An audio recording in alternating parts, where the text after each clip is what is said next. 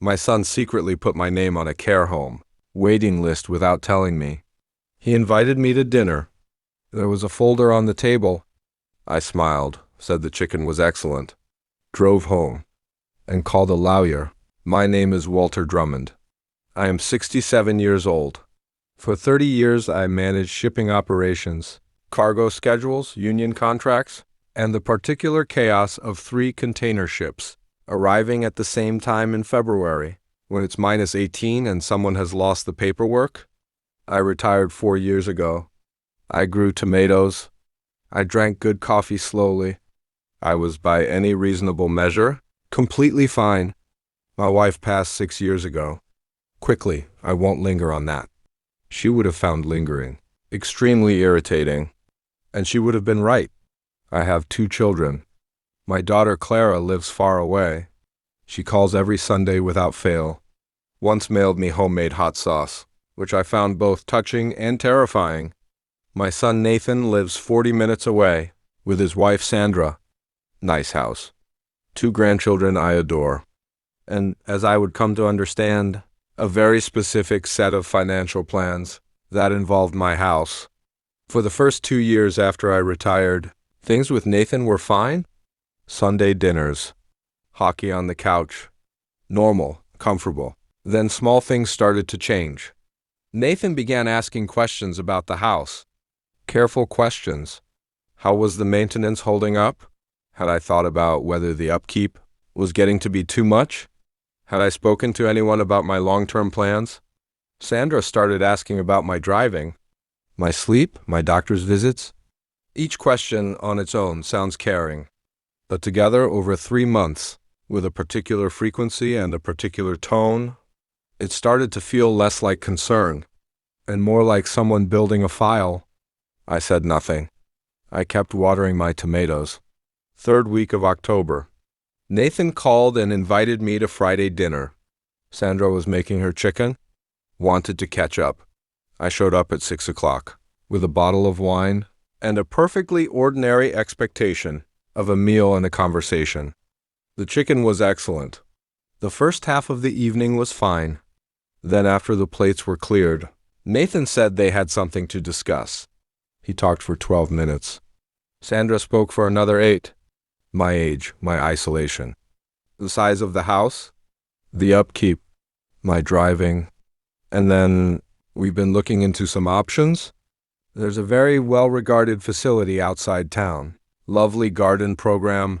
You could still grow things there. He said that last part, as if it were the detail that would close the deal.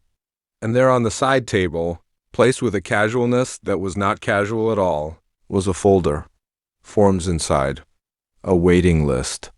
With my name already on it, I did not touch the folder. I sat still. I listened to every word. I watched their faces. And around minute 14, I understood something completely. This had been rehearsed. The wording was too clean. The transitions too smooth. The folder too perfectly placed. This was not a dinner. This was a presentation. And I was the only one at the table who hadn't seen the slides. They finished.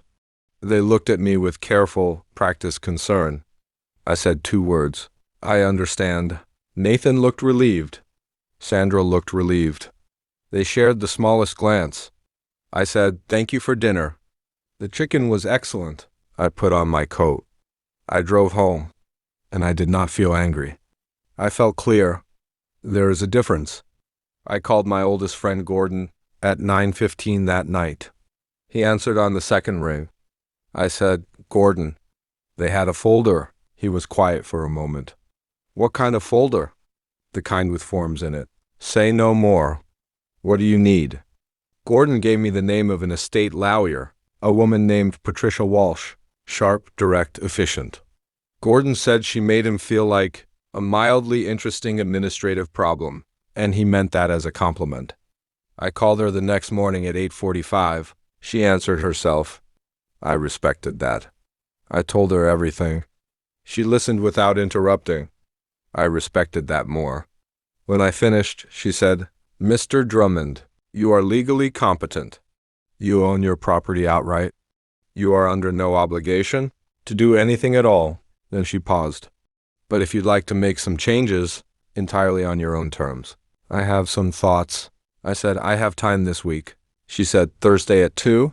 The next 3 weeks were the quietest I'd had in years. I kept my routine, watered what was left of the tomatoes, said nothing to anyone.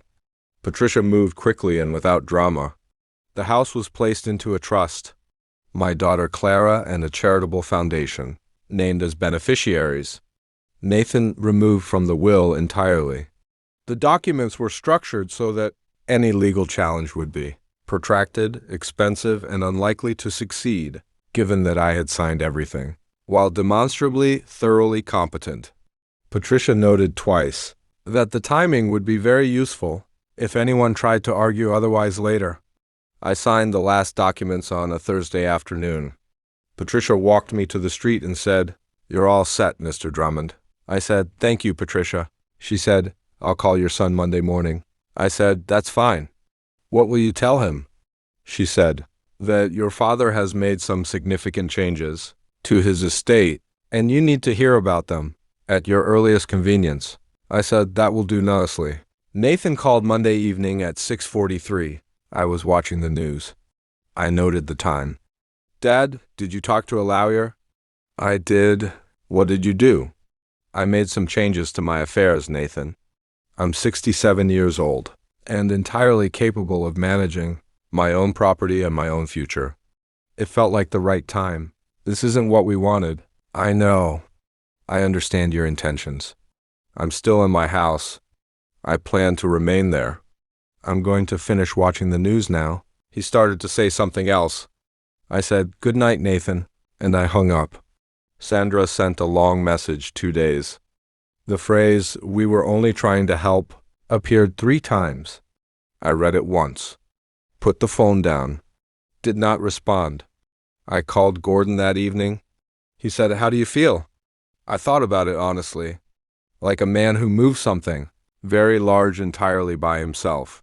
And is surprised it worked. He laughed. A real one. The kind that comes from deep in the chest. Come for dinner Thursday. Margaret's making soup. What kind? The good kind. I'll be there. I still have the house on Wentworth Street. The tomatoes are done for the season, but I have plans for spring. Gordon loses at golf. Clara calls every Sunday. Nathan and I haven't spoken since. That may change in time. I'm not holding anything tightly. I'm just holding on to what is mine. Some people confuse your silence for surrender.